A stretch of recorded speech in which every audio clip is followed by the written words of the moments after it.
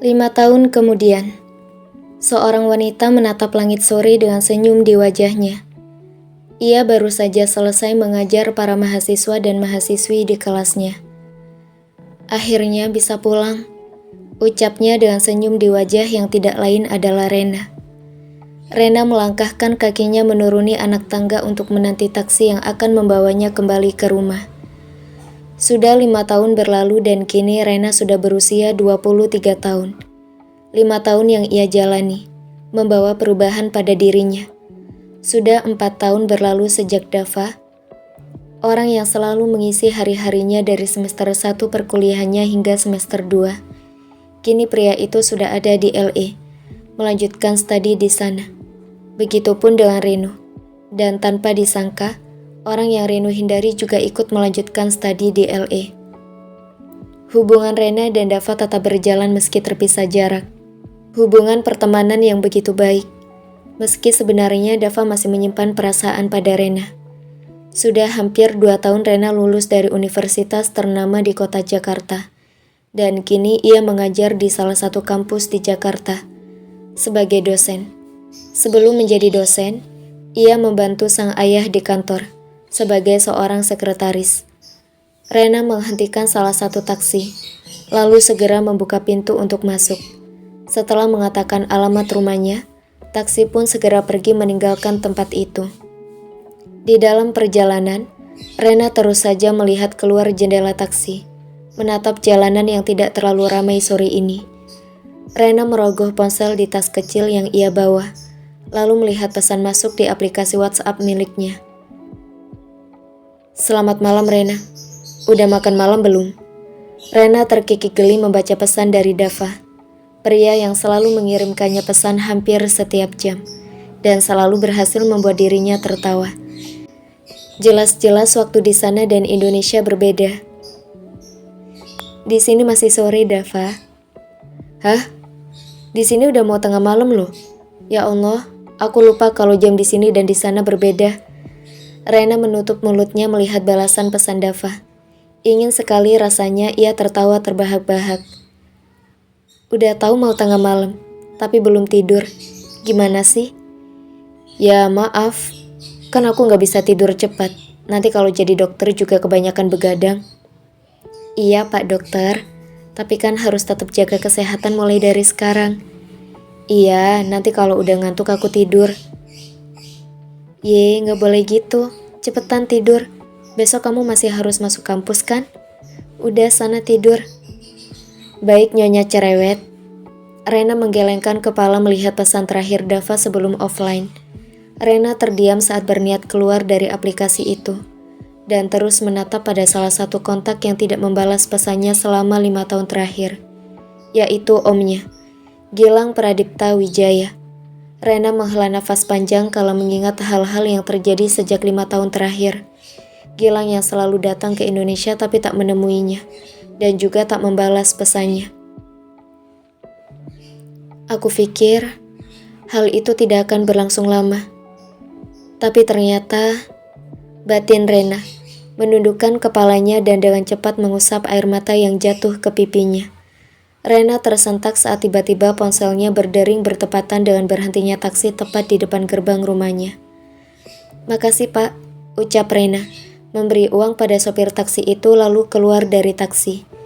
Sebelum melangkahkan kakinya memasuki gerbang rumah, Rena membuka pesan itu terlebih dahulu. "Hai Rena, udah sampai rumah belum?" Rena tersenyum melihat pesan itu. Pesan dari orang yang katanya masih menyukainya hingga sekarang.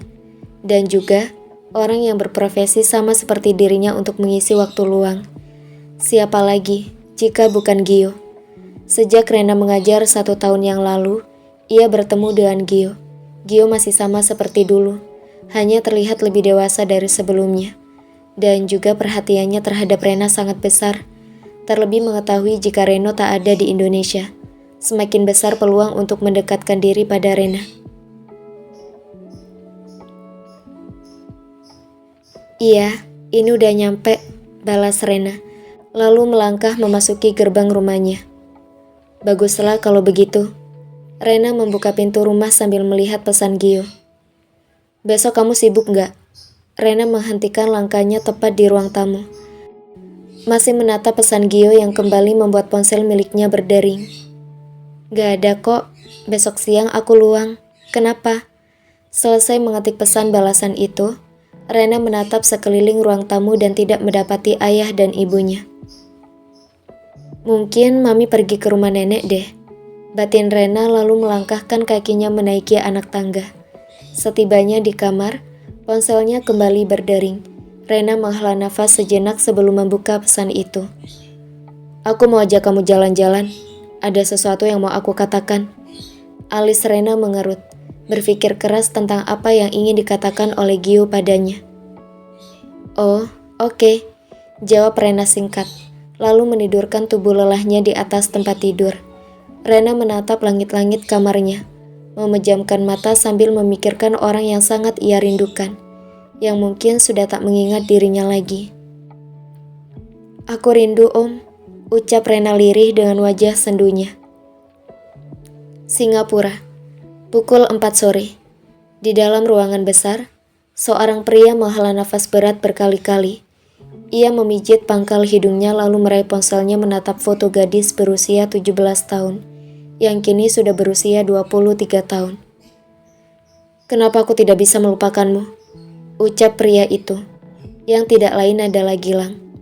Gilang menyandarkan punggungnya pada kursi kebesarannya, menghela nafas panjang kala mengingat kejadian 5 tahun yang lalu. Gilang terus berusaha melupakan sosok Rena di pikirannya. Tapi sekuat apapun dia mencoba, bayangan gadis kecilnya itu justru semakin menjadi di benaknya. 5 tahun ia lakukan untuk menghindari Rena, tidak pergi mengunjungi Rena saat pulang ke Indonesia. Semua ini karena pesan yang dikirimkan oleh kakak sepupunya 5 tahun yang lalu. Bahkan pesan itu masih tersimpan di emailnya. Gilang, aku tidak akan melarang atau menghentikanmu untuk menikahi Rena jika memang kamu mencintainya. Aku dan Hana akan merestui hal itu. Tapi kami mohon untuk tidak membuat ia menangis. Dan kemarin, kamu membuat ia menangis hingga demam. Akan sulit bagiku untuk bisa memaafkan kesalahanmu ini. Meski aku tahu kalau kamu melakukan hal yang benar. Karena menerima perasaan Rena sama saja membohongi diri sendiri dan menyakiti hati Rena. Tapi apa kamu yakin, jika hatimu juga tidak menyukai Rena? Pastikan hatimu sebelum menemui Rena. Gilang mengacak rambutnya frustasi. Pesan panjang lebar yang dikirim Revan selalu terngiang di otaknya sejak sebulan yang lalu. Sejak Revan lagi-lagi mengganggunya dengan mengirim email berisikan foto Rena yang sudah berusia 23 tahun. Tiba-tiba ada rasa aneh di hatinya saat melihat foto itu. Ingin rasanya Gilang memukul kepala kakak sepupunya itu. Gilang ingin menemui Rena, tapi ia takut jika gadis kecilnya itu menatapnya dengan tatapan benci. Terlebih ia tidak pernah membalas pesan WhatsApp-nya selama 5 tahun. Apa yang harus kulakukan? Ucap Gilang, memegang kepalanya yang terasa akan pecah. Esoknya, pukul 2 siang, Rena berdiri di depan gerbang kampus, menanti seseorang. Tidak lama kemudian, mobil berwarna hitam berhenti di depannya. Rena yang sudah mengenali mobil itu, segera membuka pintu mobil tanpa menunggu sang pemilik mobil membukakan pintunya. Gio tersenyum melihat Rena yang masuk ke mobilnya. Tanpa menunggu lagi, ia pun melajukan mobilnya pergi dari sana. 20 menit kemudian, Rena dan Gio duduk di salah satu meja di dalam kafe. Mereka hanya duduk diam sedari tadi. Rena yang tidak tahu ingin berbicara apa, sedang Gio terlihat bingung ingin memulai dari mana. Rena, panggil Gio, membuat Rena menatapnya. Iya. Will you marry me? Ucap Gio dengan lantangnya, membuat pengunjung kafe menatap ke arah mereka.